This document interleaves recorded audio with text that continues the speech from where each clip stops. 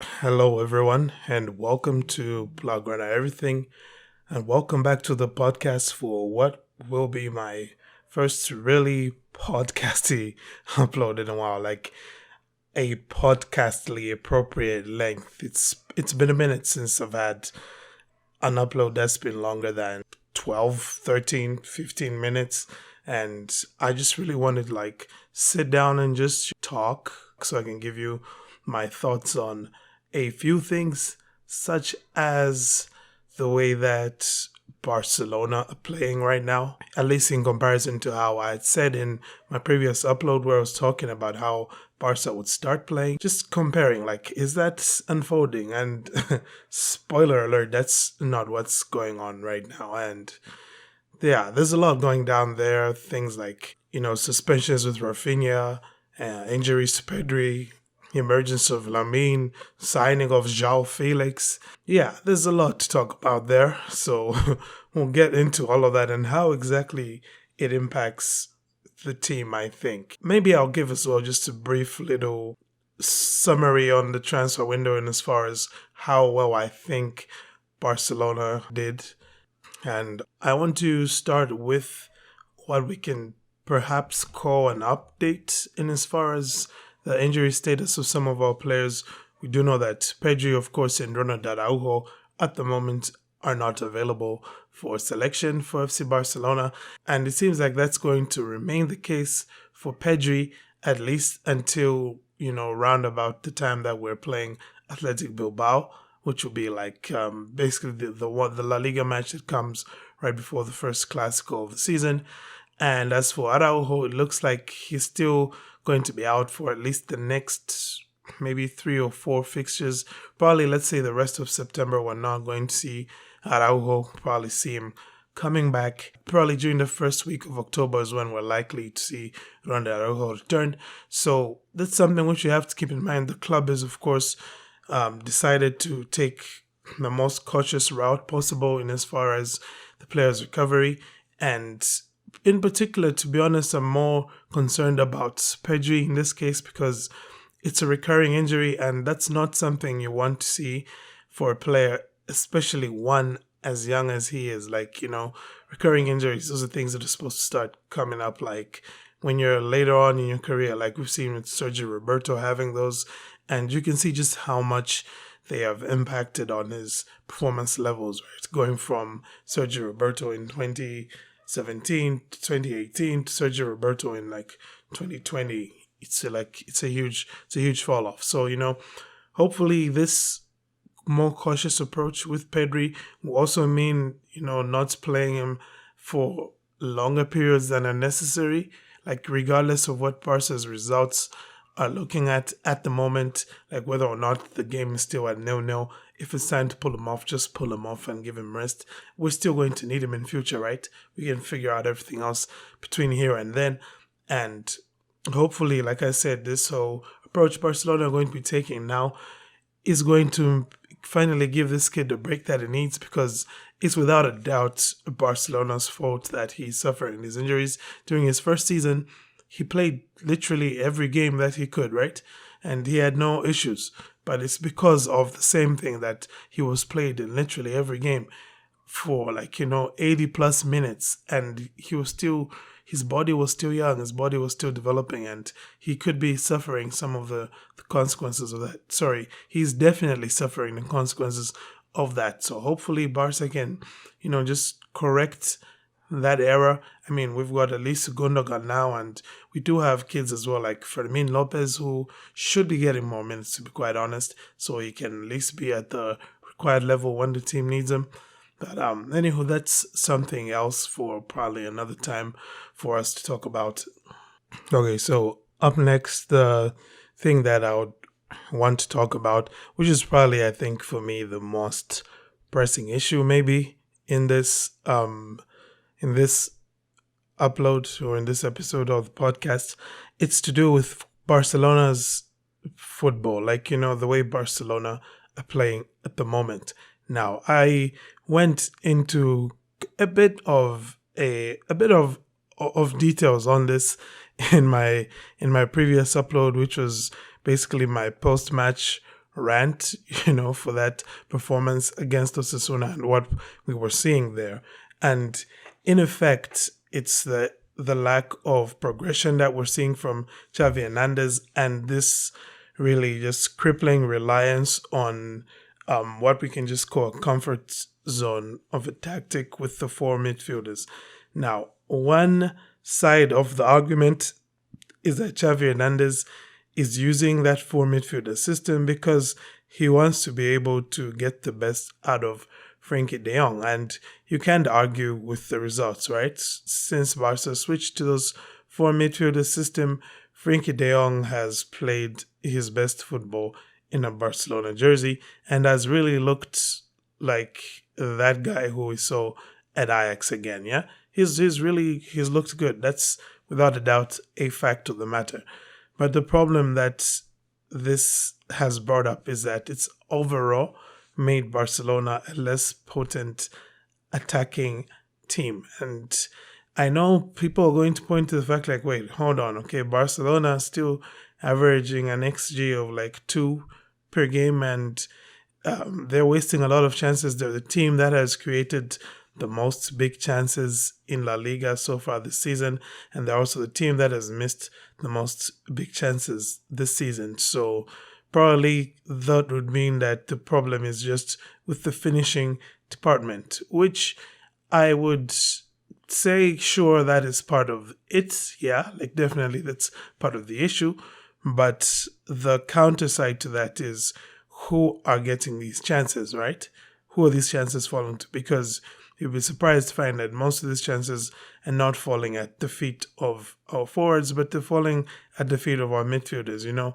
It's a lot of chances which we've seen De Jong, Gundogan, Xavi, Pedri have so far, and very little have actually fallen at the feet of Robert Lewandowski in good situations. Now, granted, Lewandowski hasn't always put himself in the most advantageous of positions. Yeah, his attacking movement has been a bit sort of off, but it's also not been helped by generally just the team not being centered around penetrating the opposition's final third, right? We're not necessarily focused on getting the ball into the 18-yard area as quickly as possible. Now, that's something which Barcelona were doing during Xavi's early days, his first half season at Barca, and also the first half of last season, prior to the World Cup break. That's what Barcelona were doing a lot and doing quite well, right? You're playing with your Rafinha, Dembele, and Lewandowski front three, and yeah, Barcelona were hitting a lot of teams with those quick counters in transition as well. We saw it against Real Sociedad, we saw it against Sevilla, and in that 4-3-3 system, I think that Alejandro Balde as well looked like a more potent player as opposed to in this four midfielder system. Now, I already explained in my that deep dive, sort of tactical episode where I was talking about how Barcelona play and why a lot of different teams in Europe are doing similar things to Barca, but Barcelona are a bit behind, teams like Arsenal, teams like Man City, and what Barcelona can change to help them be more effective in implementing, I talked about the WM formation a lot in that episode. So it's the same kind of issues here that are still haunting Barcelona, because I said in that episode that it's difficult for Barcelona right now to take advantage of the opposition because the movement that's required in order to create adequate width for them, it's pretty slow because you have to wait for Balde to move all the way from left back to left wing. Now, I understand Alejandro Balde is a fast freaking player, okay? He's probably one of the fastest guys playing football at the moment right now. Wouldn't surprise me to learn that. But as fast as he is, one, he's not going to move as fast as the ball can, but also two, it's still going to take him 3, 4, 5 seconds to get into that left wing area, by which time the opposition can fall back into an organized defensive shape and double team Alejandro Balde, something which he's proven to not be able to deal with very effectively when he's being double teamed. So he does need somebody to work with him in that sort of half space as that sort of inverted winger option.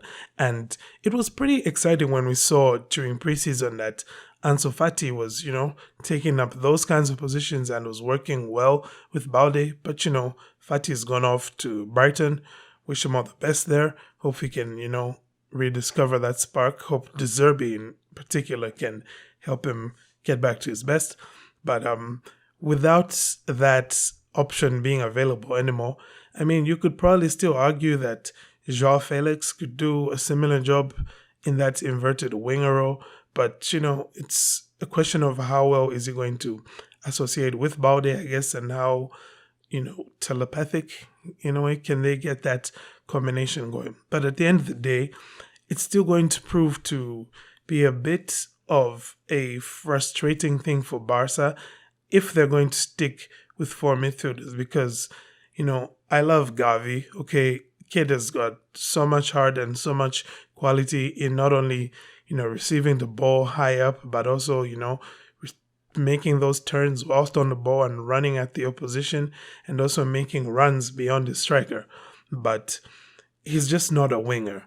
And when you're trying to hit the opposition with quick transitions, you need wingers. Okay? It's the reason why last summer Xavi's obsession was all about having wingers, right? They're necessary. This time around, of course, it was more about addressing weaknesses that had been created at right back, at holding midfield and the likes. But it still remained that this man needs wingers. So it's pretty weird that he's been playing without them. Like I said, I feel like that's probably an amalgamation between him wanting to do what feels most comfortable for him and also him wanting to get the best out of Frankie de Jong. And like I said, I've got nothing wrong with getting the best out of Frankie de Jong, but my question is, will getting the best out of Frankie de Jong bring you to a Champions League semi-final kind of, caliber team? What's going to get you to that level? Okay, Frankie de Jong, I think, is perfectly capable of playing in a three-man midfield. It's just an issue of making sure that your wingers are disciplined enough when you're out of possession, because that's when, de Jong is most likely to suffer in those transitions. Just about basically any solo pivot is going to struggle in those kinds of situations if they don't get that kind of support from their wingers. But I think that betting on Frankie de Jong and betting on that four midfielder system to be what takes you to the top level, being a Champions League semi-final caliber team again, I just don't see it happening there, because you can see it from so many of the teams right now. You need to play a bit more expansive, more incisive, more fast football in the final third. I mean, even if you look at teams like AC Milan and Inter Milan, who were, in the semifinals last season in Champions League as well, what's one of the things that they do so well? It's that they hit you quickly on transitions to score goals, right? You've got your Rafael who can get up the pitch, you've got your Lautaros who can take advantage of that space in behind defenders. So it's basically what you have to be capable of doing. Now, of course, the major deal becomes being able to marry, doing that, hitting teams quickly in transition, or, playing expansive football where you're able to stretch your position and make chances. There has to be a balance between doing all of that and, of course, being defensively stable. And I would admit for a short while, the four midfielder system was like an oasis in the desert for Xavi, where he was looking to establish that balance in his team. And I wouldn't necessarily say that it's brought that balance, but what it did bring was stability. And that's because, you look at who he had in his back four and you look at the fact that he was playing with four midfielders as well. So bring in somebody like Cancelo and also maybe Joao Felix and integrating them into your starting 11, obviously you're going to lose some of that stability because it means that defensively, one of Christensen, Araujo, or Kunde is going to have to sit on the bench so that Joao Cancelo can play. And also offensively, it means that one of Xavi or Gundogan or Pedri is going to have to sit on the bench so that Joao Felix can play as well. So, you're adding two very attacking players to, your system, and you're taking two more conservative and more, let's say, cautious players out of your system, because I don't want to necessarily make it sound like, Pedri and Gavi or Gundogan are like these vastly defensive players and whatnot. And, especially since most likely the one who's going to lose his spot in the squad right now, as things stand, would probably be Oriol Romeu, which I'm a bit, I'm not too, I'm not too sure about that, just considering how good Romeu has been so far. But that's all these things that are going to be happening with the squad. And the bottom line, I think, for me is that we need to start seeing something different from Xavi. Now, initially, I was thinking that he's going to move towards more of a 3-4-3. I still think that is probably his best option. If you can have a back three with guys like Christensen, Kunde, Araujo playing in that back three at the same time, and then you can throw in Joao Cancelo as your wing back of sorts, and you figure out the rest of the team. You can throw Cancelo and Baude as wing backs, and then work with just a midfield pivot. Of course, that's going to mean that you're only going to play two of your midfielders, and right now Xavi has been playing as many as, I think it's like five or something. Yeah, Xavi played as many as five in one point because De Jong was playing as a center back as well. So it's going to be all of that. But at the end of the day, somebody is going to have to suffer, a loss of minutes here, right? You can't have everybody starting at the same time. But then that's the thing, which I would say is something that people at Barcelona need to start getting into their minds. Because if you look at a team like Manchester City, right? They've got two players for literally every position. At centre forward, they've got Haaland and Julian Alvarez, right? At left wing, they've got Foden and Grealish at right wing. They've got Doku and Bernardo Silva. Then in midfield again, you've got your De Bruyne's, you've got your Rodri's, you've got your Kovacic's, you've got your Mateus Nunez's, you've got all these different options that Pep Guardiola has, all the way to centre back. He's got two players almost in each position. And at Barcelona, there seems to be this way of thinking, which, unofficially exists, whereby they feel like you need to have one undisputed starter and a backup, which for me is it's a backwards way of looking at things, because right now it's why a lot of people are looking at Rafinha like, oh no, well, Lamine Yamal has emerged now, so I guess Rafinha has to be sold. But no, it doesn't have to be like that. You can have both Lamine and Rafinha. You can use both Lamine and Rafinha to push one to perform better, to push each other to perform better. You can split the minutes. Now, obviously, the Lamine and Rafinha is maybe a bit of an extreme comparison, looking at the squad seniority discrepancy that exists between the two. Obviously, Rafinha is the more senior player and whatnot. But what I mean simply by that is that it should be possible for a team like Barcelona to say, okay, I've got at left wing, my options are going to be Joao Felix and let's say Ansu Fati. And these guys are going to have to prove why they should be in the starting 11. At centre forward, I've got Ferran Torres and Lewandowski. And these guys are going to have to prove whenever they're on the pitch why they should be the one to start.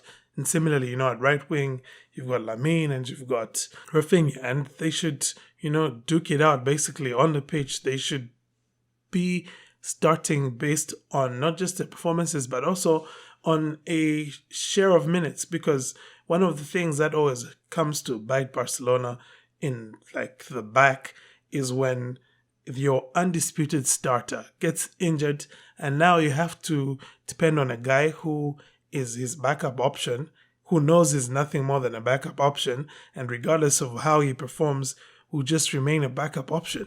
And usually that backup option hasn't been seeing minutes, because the undisputed starter has been starting just about every game. So that's probably another thing which Xavi is going to have to seriously implement here. He has to use proper rotation. He has to not just use rotation, but shared minutes. Because rotation for Xavi means that every 5 games he's going to give 45 minutes to the backup guy and then bring on the main guy as a sub. Okay, Xavi does not do rotation well, so that's one thing he has to change. He needs to share minutes and he needs to get players who are capable of bringing quality regardless of what happens with the squad dynamics. So you need guys who are determined to perform. If you can do that, then it's not going to be a bad thing to see a Lamine Yamal come in and perform well when a Rafinha is suspended, because you know that Rafinha has been watching and is seeing that he has to step his game up, and he will try and do that, understanding that he's sharing minutes with Lamine Yamal regardless of what's going to happen. And I just don't know why at Barcelona that's such a difficult thing to do. Maybe it's not just at Barca. I guess it's a general thing. We do hear things like, all players want to play, every player wants to play 90 minutes and all of that. But I think that when a guy like Pep is out there proving to you that it can be done, that you can have a bunch of options and you can rotate amongst them, then you should probably, take the lead. You should probably follow the example that he's showing you and try and do the same, especially when you're a team with the status of FC Barcelona, because guess what? Players want to play for Barcelona. Because tell me this now, right now, okay?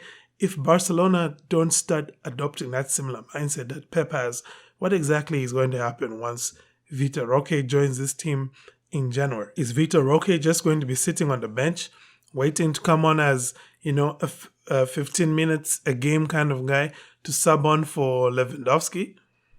That's ridiculous, right? But imagine if it's already known to Lewandowski that he's going to share minutes at number 9 with somebody else. Then it's not such a problem when Vitor Roque comes in and Lewandowski, sits out 1 or 2 out of 4 games. So those are the issues that Xavi needs to address, not only in just as far as how he organizes his team on the pitch, formation-wise, but also how he handles his players. Now, I'll admit that it might be something which maybe Xavi doesn't yet quite have the managerial reputation to be able to pull off, because, he's still a young manager. This is like his 3rd season managing at a big team. So, there's that, right? But regardless of it, I think you have to start somewhere. Pep Guardiola started with with his reputation on 0. Xavi came into Barca as manager with a bigger reputation than Pep Guardiola when he was taking over after being B team manager, right? So I think that he might not be Pep, but there's nothing wrong with trying to hold yourself to a higher standard. And maybe that's what Xavi needs to start doing now. Hold himself to a higher standard and not become too complacent with not only his tactics that have brought him comfort, but also with the current squad dynamics of having these, the Gala 11, as it's called, those undisputed starters. I feel like that's a backward way of looking at squad building from now on. It shouldn't really be something that Barcelona use in this day and age. Yeah, anyway, with all of that said, and, on the topic of the whole squad building and that kind of stuff, I should probably go and just give you my quick thoughts on Barcelona's transfer window as a whole and how, good or bad I thought that it was. And, well, I would say that on a scale of, A to F, kind of like we get our grades in school, an A, an A plus, or whatever, I would give this window by Barcelona, probably something like an A minus, which could, which depending on how things go, could end up being an A plus, which I know that probably sounds weird. And the major reason for that, I think, has to do with the way Barcelona managed to negotiate their FFP situation and, of course, some of the talent that they've been able to bring in. Now, obviously, it was not a well-kept secret that FC Barcelona have needed a quality right back. And, to that effect, João Cancelo has been brought in.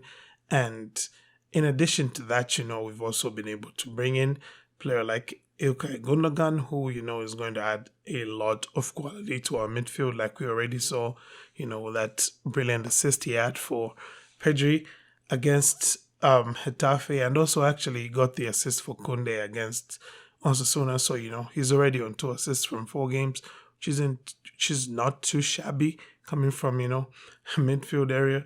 And of course, there was what is probably like, the headliner transfer, which was Vitor Roque.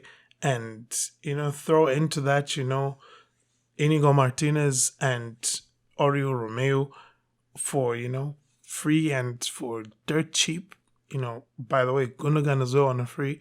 And then, finally, João Felix as well. And depending especially on that João Felix transfer and, of course, also on that Ansu Fati loan out, I would specifically say that that's what might determine whether or not this moves from an A minus to an A plus, or as well as the sale of Abde. In particular, that's probably the one deal which I felt that Barcelona really should have done better.